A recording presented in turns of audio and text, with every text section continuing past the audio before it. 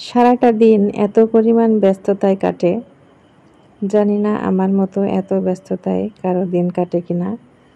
সব সময়ই কাজের ভিতরে ডুবে থাকি, মনে হয় যেন একটু বিশ্রাম নেই। যদি একটু বিশ্রামের সময় পাই তাহলে শুয়ে শুয়ে সেইটুকু টাইমটাতেও আমি মোবাইলে কাজ করি। এক কথায় কাজ ছাড়া আমার কোনো কিছুই ভালো লাগে না। রেস্টের সময় পেলে আমি রেস্টের ভিতরেও কাজ করি। যখন ঘুমাই, ঘুমিয়ে ঘুমিয়েও আমি কাজ করি, পরিকল্পনা করি যে আগামীকাল এই সময়ে কি কাজ করতে হবে, এই কাজটা কিভাবে করতে হবে।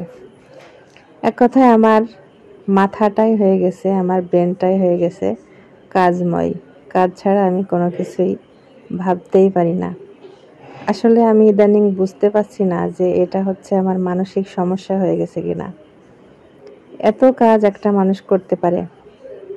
সকালবেলা ঘুম থেকে উঠেই রান্না বান্না, খাওয়া দাওয়া, বাচ্চাকে স্কুলের জন্য রেডি করে দিয়ে নিজে খাওয়া দাওয়া করি, তারপরে স্কুলের জন্য আবার খাবার বেঁধে নিয়ে যাই, বাচ্চার জন্য খাবার বেঁধে দিই, হাজব্যান্ডের জন্য খাবার তৈরি করে দিই দুপুরের, তারপর রেডি হয়ে চলে যাই স্কুলের উদ্দেশ্যে। স্কুলে সারাদিন কাটে এভাবে বাচ্চাদের সাথে, পড়ানো, ছবি আঁকা, গান, কবিতা। তার ভিতরে আমার আবার প্রাক প্রাথমিকের ক্লাসও আছে। সেখানে ওদের ক্লাসটাকে আরও বেশি আনন্দদায়ক করার জন্য কিন্তু অনেক ধরনের পড়ানোর পাশাপাশিও অনেক ধরনের বিনোদনমূলক কাজ করা লাগে। সেটা আমি করি, সবসময় চেষ্টা করি। তারপরও ওদের এক্সট্রা আবদার, ক্লাস শেষে ওদের সাথে গল্প করতে হবে। গল্প না করলে ওরা বাড়িতে যাবে না। ছুটি হওয়ার পরেও কিন্তু ওরা বেশ কিছু টাইম থাকে আমার সাথে গল্প করার জন্য। তাও করি, তাতেও কোনো সমস্যা নাই।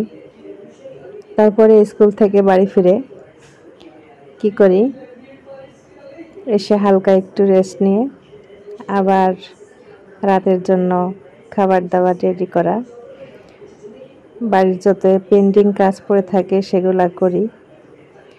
বাচ্চাদের আগামীকালের জন্য যে ক্লাসের পড়া রেডি করে দেওয়া, সেটাও রেডি করে দিই, ওদের পড়াই, সাথে সাথে ওদের আরবিটাও আমি পড়াই।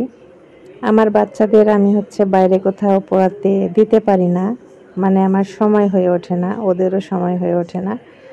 কারণ সকালবেলা রেডি হয়ে স্কুলে যাই, স্কুল থেকে আসে বিকেলে এসে ওরা একটু রেস্ট নেয়, খেলাধুলা করে, টিভি দেখে, বাইরে একটু ঘুরতে যায়।